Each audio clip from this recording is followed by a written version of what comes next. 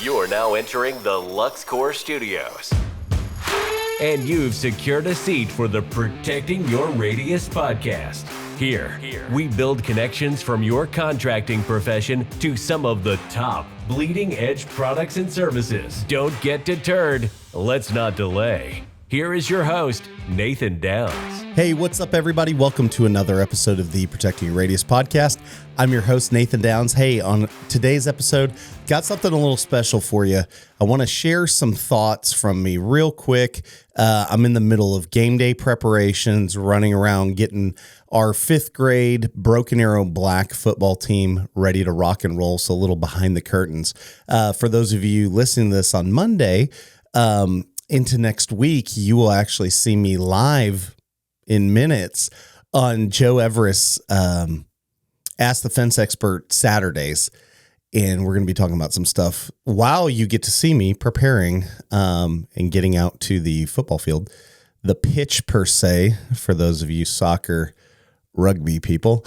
And anyways, it's going to be a lot of fun. So if you didn't see that previously, go back and watch on YouTube. Watch that conversation between me and Joe. But I wanted to get something off my chest. And what's fun about having a platform like this is I can talk about whatever I want. I can share things and you guys can choose to listen. You could choose to turn this off. You could choose to leave me a review, say you hate it. You could choose to leave a review and say you like it, which that would be awesome. I know I've rarely asked for that, but as we get into almost 9 months now, 10 months of doing this thing, I'd love to have more feedback out there, leave reviews. I'll probably should do what Dan Blanc's done and read some of them. It's a cool way to connect. I didn't realize that I see the numbers and see the distribution of the show everywhere, but I really had no idea what kind of reach and the different type of people that listen to this. So thank you first and foremost for each one of you. It really means a lot to me because I put a lot of time, energy, and effort into this, and it's really my heart that I want to share. And that was one thing I want to get to today because, again, I'm in a unique place for all of us in the industry. I spent the last 7-8 years working for a very well-established company, taking it from the 3rd, 4th largest in our market to number 1. And through that process and that tripling of growth that we had over a 5-year span before COVID, we really took into account a lot of different things that just seeing the business, seeing how it was growing, seeing how it was changing, and then trying to adapt and change with it. And then now over the last 18 months working my own business with Radius, there's so many different variables that continue to change. We're coming out of the pandemic. We're seeing things go back to normal. We've been talking about this for a couple of weeks. A lot of people saying it's slow, et cetera, et cetera. But there's a number of different ways to address that. There's a number of different ways to look at that. The Dan Wheeler and Dan Blanc, had an episode on the Wednesday Night Live a week or two ago, specifically talking about your inner circle, who you talk to, who you listen to, who you let feed into you. And I thought that was really appropriate right now because we have to make sure our minds are right. For those of you that listen to the Downtime with Donnie episodes, Donnie's been talking about several weeks ago, maybe even a month or two ago.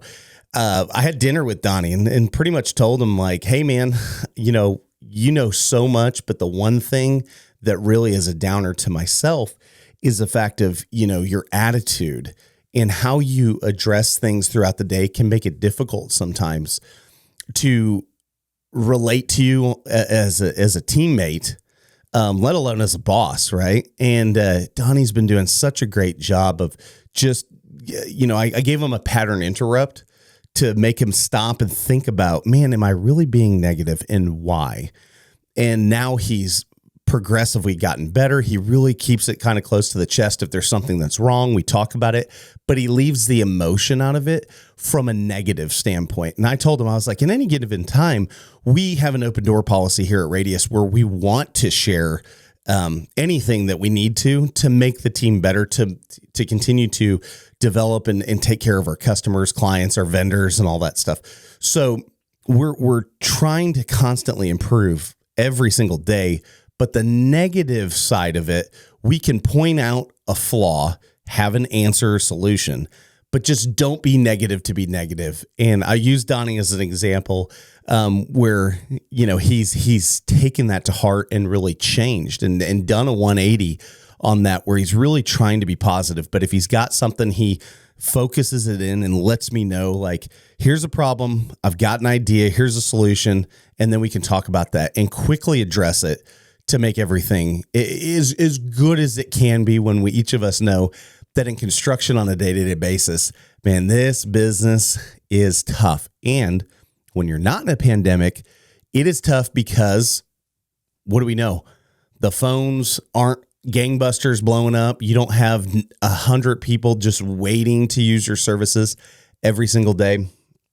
And so that's where I've got my phone out today. That's where I've got a little message from old Facebook, some anonymous member. So on the Fence Professionals of the United States group, I like that person put anonymous member because they didn't want to be known who they were. I've already started looking in between the words. I'm going to try to figure who you are out.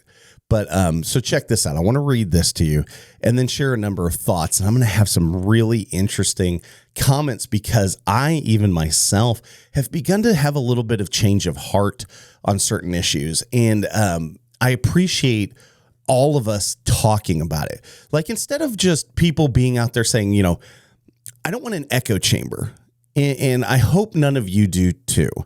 I always want to be challenged with my thoughts, with the way I perceive the world, because I know there's someone else that perceives it opposite, but why do they see things the way they do?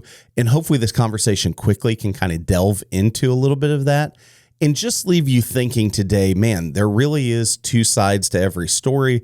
There really are so many different ways that each one of us can address change, especially in the marketplace, in an industry like fence, gates, access controls, all those different things that we deal with on a day in and day out basis.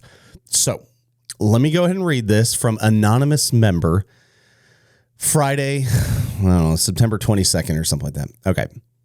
We've been in business for 50 years. Just recently, we took a huge loss in our residential customers. This is not due to the quality of our work. This is due to everyone with a truck and a hammer calling themselves fence installers. That's you. Okay, I didn't say that, but as many of you who are legitimate companies, certified, insured, and stand behind your work, I'm sure you're going through a similar situation in your respective territories. We are from Texas, where there are no regulations for licensing for contractors. The problem is the huge uptick in folks that are installing currently. Couple that with a terrible economy, and our residential workflow has been reduced significantly. My question is for the companies that have a regulated state, for contractors to possess licensing and insured, and you have to be insured in order to work. What's the first steps in order to get with our state representatives to try and get some sort of regulations in place to keep the companies that have grown through the years by doing right by their communities and business? Okay, so anonymous member, you could have just got on there and said, how do I talk to my state reps about licensing and closing down, narrowing the field of business practices? Well, two things to start. Talk to anyone in California. Some of the guys in the comments on that, I applaud you, because that is a real world scenario, an environment where you have to have multiple licenses, different types of insurances. All you do is you have a scenario where you continue to increase your costs and your cost of doing business. And then still that doesn't eliminate the chuck in a truck. So if by regulation you believe that you will eliminate the competition or eliminate the competition that shouldn't be there perceptively to us professionals, that won't happen. I think episode 3 of Brian Fredrickson's Fence Supply FWA something. I apologize, Brian. I have no idea what it's called, but I did watch and I did listen. We had a conversation several weeks ago, about a month ago, post the fence show, and Brian shared that whole story and scenario with me about 2018 legislation changing out there in Nevada, where he's from, and his involvement with that, working on UL 325, ASTM F2200, and all those different things to make it a mandated thing through the state, et cetera. And if you go listen to that story, you'll hear the full circle reality of what additional regulation and additional rules means. Specifically, like for him and his company, he went from 5 technician installation based crews down to 3 because what had happened as the increased regulation mounted and his costs went up. So his bids were 25% higher than someone that didn't have a license, that wasn't operating fairly and safe, or, fairly and securely, I guess, within the within Nevada state law. They would come in and undercut them. And the problem, it really goes back to the consumer, because at the end of the day, does the consumer see the value in that regulation spending? Very often not. It's different where, like for an electrician, where you have to be licensed, you have to do all these things, and then you have to have an inspection. So then there's the next step. So then do we need inspections? Do we need to add that cumbersome methodology to what we're doing to really level the playing field? I don't know that we do, but I do know, coming from Oklahoma, a state where we have some licensing, the licensing here in our state for access controls and gate operator stuff is a joke. They have stuck us into access controls. They stuck us in. They don't know what to do with us. They don't know how to do it.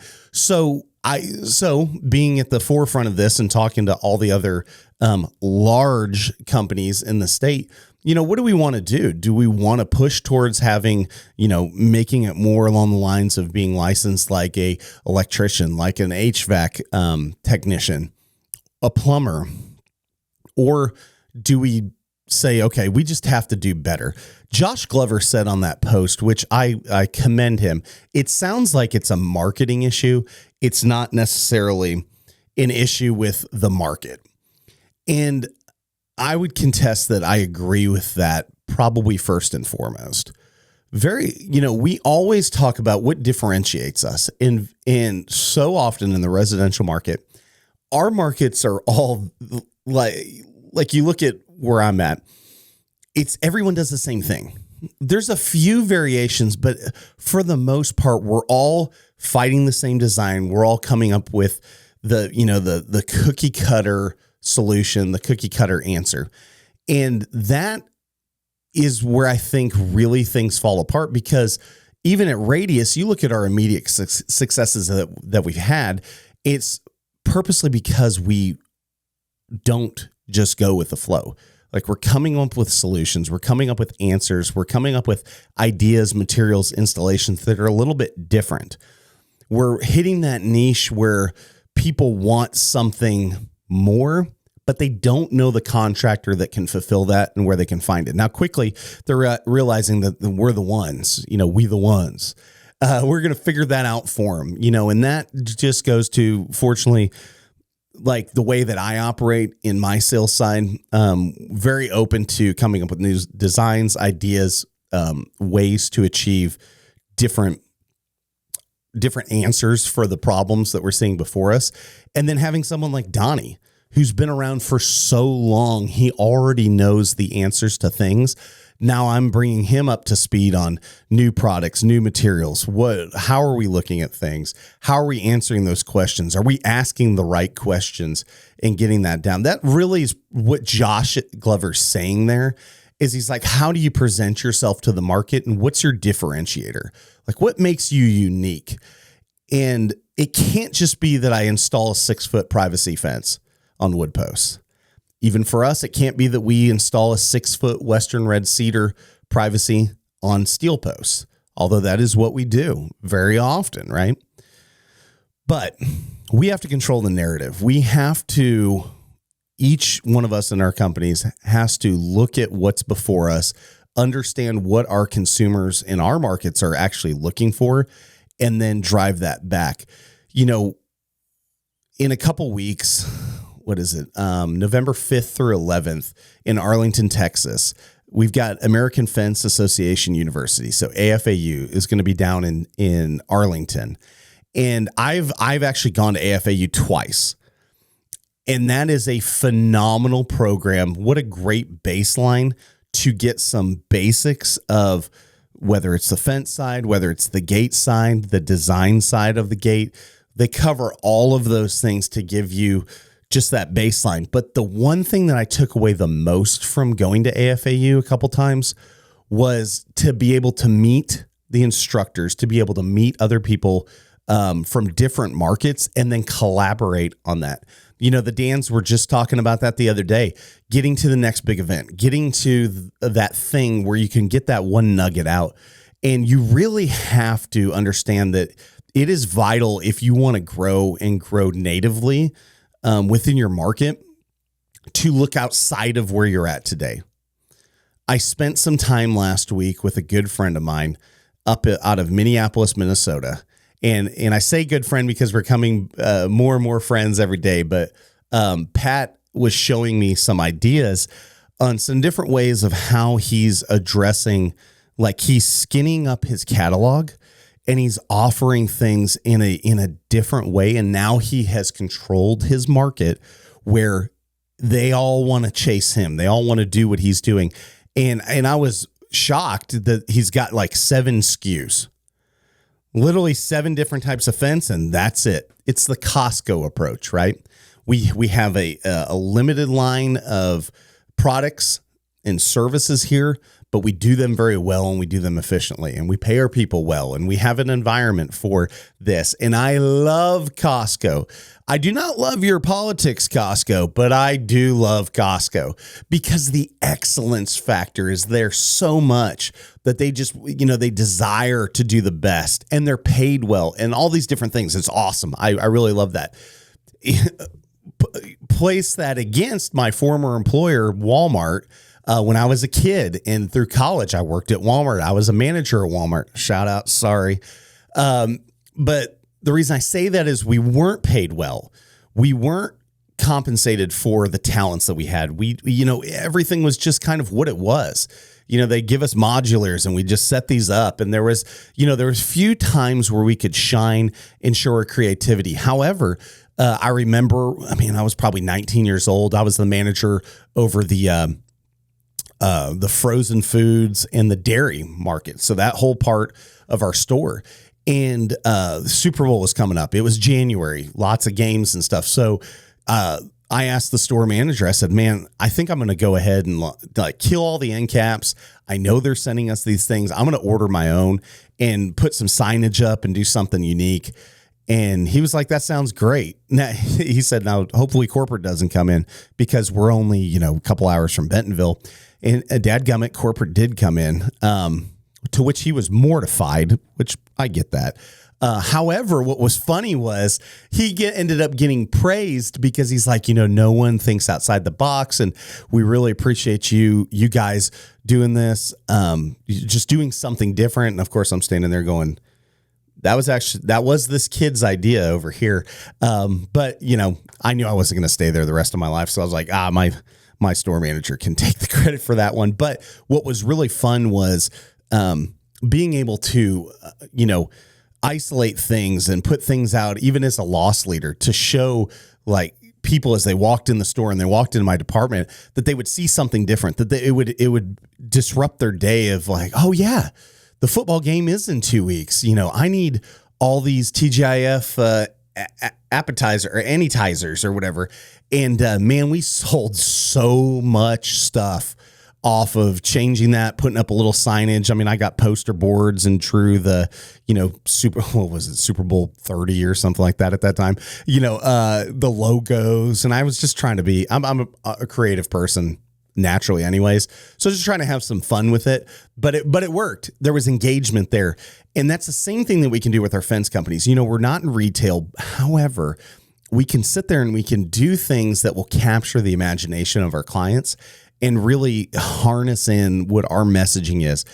The problem is, and just for like anonymous member with a 50-year-old company, I would bet that you probably don't know what your message is, or your message has always been, well, we're the biggest, so we're the best. But is that a message that, that resonates with consumers today? I don't think it is. You look at millennials entering the millennials have been in the workplace, but really like driving the factor. Those under 40s are driving so much of purchasing today, right? Millennials don't care that you're the biggest, that you're the best. That's not what they want to hear. They want to feel a connection. They want to feel that, what's the story? Like, how do I fit into that story with all of their buying? And I think that is what Josh is talking about. Whether he's saying that directly or not, you have to look at what is your marketing? What is your market proposition? And how does that touch and how does that relate to your clients? It's going to be completely different in a market like Florida.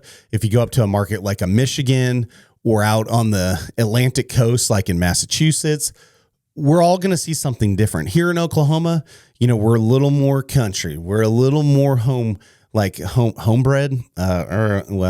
could be. We're a little more, I don't know, like mom and pop-ish, I guess you could say.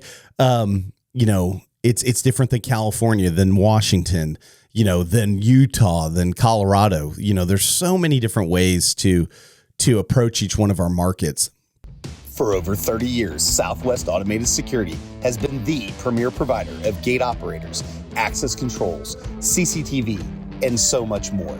Visit southwestautomated.com today, taking dealers to the next level. So I hope that's helpful. I didn't have too much more to say. I want to go back to real quick thinking about the licensing factor. I like the people chiming in finally that have been in those markets where things have happened with licensing and it doesn't work out. And I agree. And I didn't feel this way last year, especially in the pandemic, because I think everything was so hot. But now as things kind of slow down, I do agree that there is a big problem with if the government can't even do simple things correctly, like keep my roads from having giant potholes, how in the hell am I going to expect them to properly manage fence contractor and gate contractor licenses? Like, I don't think that's, of all the things that they have things to worry about, I feel like this would be something even less that they would worry about. And then, as Mr. Fredrickson had pointed out, then all of a sudden I have additional bureaucracy, additional red tape on me and my company. I don't think I like that as much, but there has to be a way that we can start doing this. I do think that we need to be, a lot of I have all these certifications, and I've tried to get everything I can. I'm not a dumb person. I did quit college a couple times because formal school wasn't for me, but I love to learn. That's part of what this podcast is about, just learning, about different people, about different situations, about different things in the marketplace. And then how can I take that home to our company here and make us better and make us have a better experience, a better, everything the client sees. Side note, so we're going to shift. I was talking to Rachel with My Salesman the other day, and just thinking about things like that. Like when I saw that program years ago, 10 years ago when they first started, and I think I've told some of you guys this before, Brett Richardson and I were working the Vegas fence tech 10 years ago or something. And he kept saying they were right next to us. My Salesman was right next to Fence Track, shut up. And, he's like, oh, this program's so cool, so cool. But then when I saw it, and then when we used it, we took it home and used it, it really did make a change. And where you had people that weren't fully committed, you were in that state at our fence company where, do we hire more residential salespeople? Do we do this?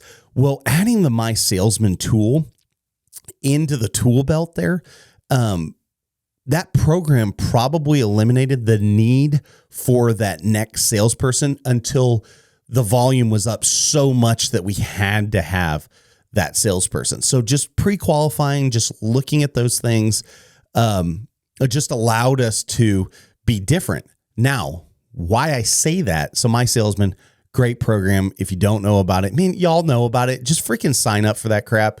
Call Rachel, call Kelsey. They'll get you hooked up. It's $175 a month. Again, it can eliminate a wasted job of driving around, if for that reason only. Even on commercial, talking to Mark over at Grassland Solutions up there in Minnesota the other day, and same scenario. I was explaining to him over breakfast, like, hey man, you could utilize a new website. You could utilize My Salesman. You could utilize some of these tools just to get information out there, to make it seem like we're more accessible.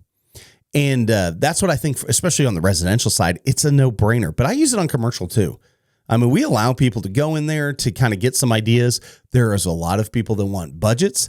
They want answers, but often they just don't know a magnitude of cost. So if I could save them time, if I could capture the information at the same time as give them something, but I didn't have to drive and schedule. I didn't have to waste 2 hours of my day going out to their facility, looking it over, talking to them, coming back. Well, then I'm going to waste another hour or two of actually collecting all the data. They needed very site-specific things. I come up with a budget. I've actually gone through, like with a budget bid, gone back into My Salesman, drawn it out and added the stuff. It's pretty dadgum close. And I'm like, man, I'm good on setting this My Salesman up. But you see what I'm saying? I could have saved that 3 to 4 hours of working on that commercial bid that's in a planning phase. I could have talked to him on the phone for 10 minutes, answered all their questions, got them up to speed on what Radius does and why we do it certain ways, and then add those things in, use the My Salesman to establish that budget, add in the things like if they wanted operators or whatever, and then send that back to them quickly. So you can say, hey, your range that you need to establish a budget with the requirements and the scope that you've explained to me today. You're looking in the $36,700 range to $43,114. They're like, that's really specific, Nathan. I go, yeah, I know, because I have a program that can help me get to the specifics. That can help me get to that range. They can help me get that information in there and get it out quickly. Speed of business, talked about it all the time. Learned it from Eddie Gibbs over at Ameristar. Speed of business, it is no truer today than it's ever has been. It is only getting worse or better for those of us doing the speed of business, trying to stay at that accelerated pace, because our clients are more educated. Our clients and customers and all the consumers out there, even if you're listening to this and you're a consumer, you have more data and information at your fingertips than ever before. So that can either be a hindrance to a contractor or that can be a help. I would rather it be a help to me and my team, where we're actually looking at these things and saying, hey, that's okay. I want you to understand what this is. I want you to know why Western Red Cedar is better than Suki Cedar. Like I need you to understand that before I come out here, because then I know you will feel the value as soon as I say our team exclusively uses Western Red Cedar. Like that's a fact. So was that always that way? It actually wasn't. But I continued to see a downgrade so much in what the other offerings of wood had, that I had to say, man, our pickets, if we're doing any type of vertical or horizontal fences and using wood, we're going to use cedar products. We're going to use Western Red Cedar everywhere we possibly can, because we know in our environment in Oklahoma, with the rot factors, the insects, all these different things, the Western Red Cedar performs the best. So, and sourcing, we can actually get it. So, control your market, control your message, control what you can control, and then guide people to from there. I don't buy Apple products because I think they're the best. Like, I know that they're the best for me, but the real reason I buy them is because they have developed a sense of security for me and a value that I can't find somewhere else for the price.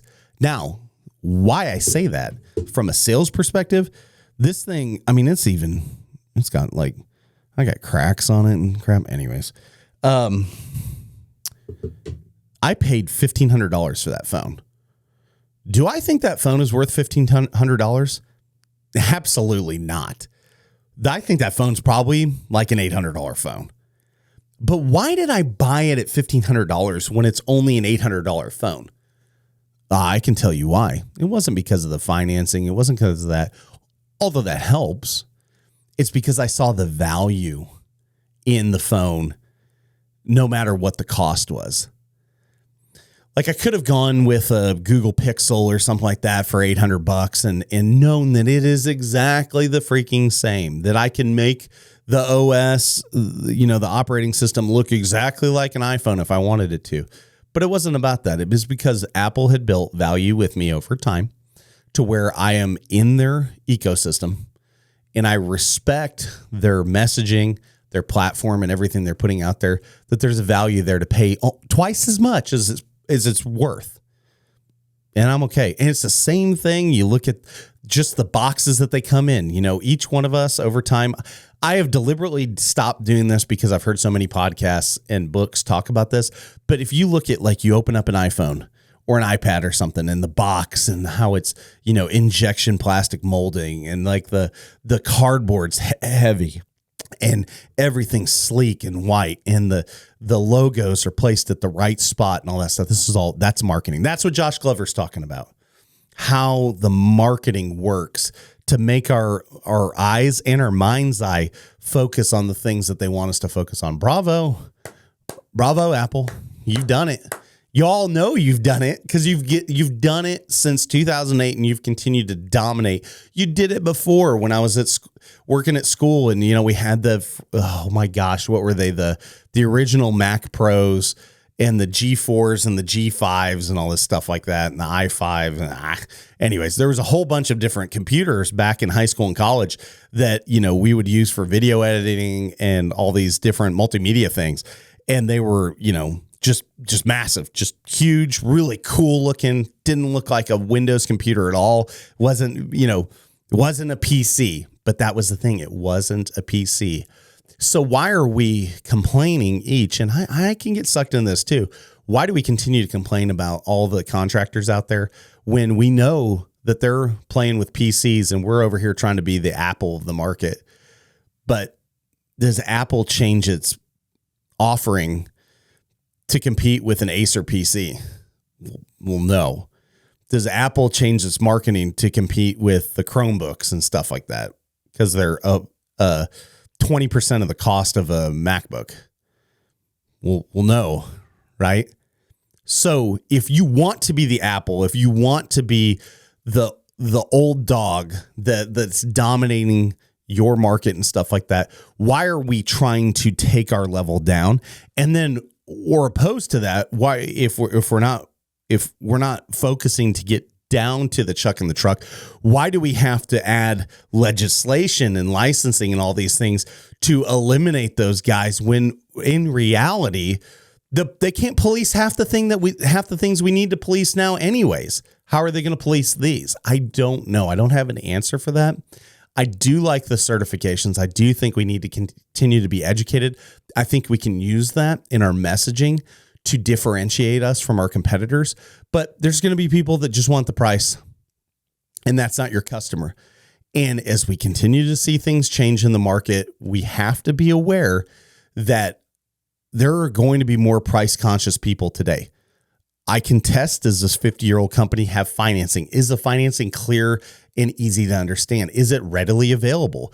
Do they have it to where they can text the potential consumer on the spot and say, hey, let's pre-qualify you. Let's get this. Let's use a My Salesman product to get you a budget so you kind of know what it is so we can get you a pre-qual before we ever even show up. Could we teach our teams to do that? You got to think, again, we got to think outside the box. We've got to do something different. We've got to be different and set that precedence. I just looked at the time. In my mind, I thought this would be 15 minutes. We've made it over 30 minutes. So surprise. I could probably talk about this for 2 more hours, but I want to encourage you guys.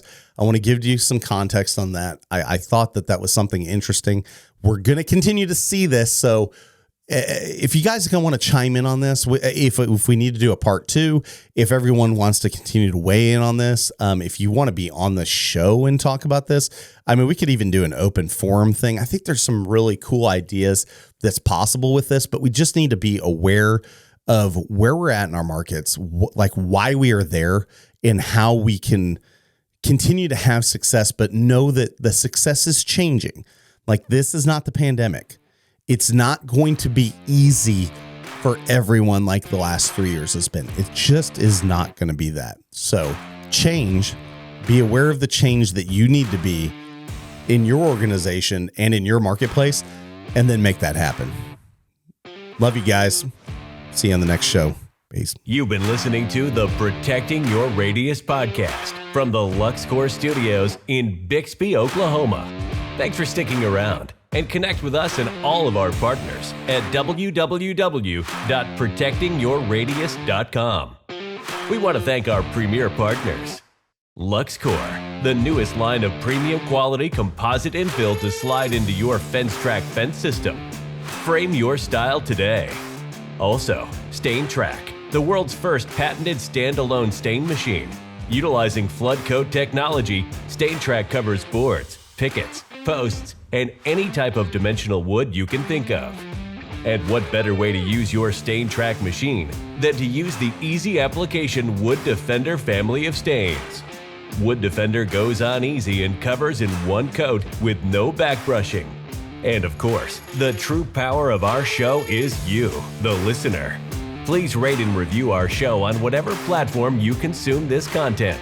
Your 5-star likes and reviews help other contractors get the message that we all want to be better and do better. And in the construction world, we can never forget that before you can be great, you've got to be good. Before you can be good, you've got to be bad. But before you can even be bad, you've got to try.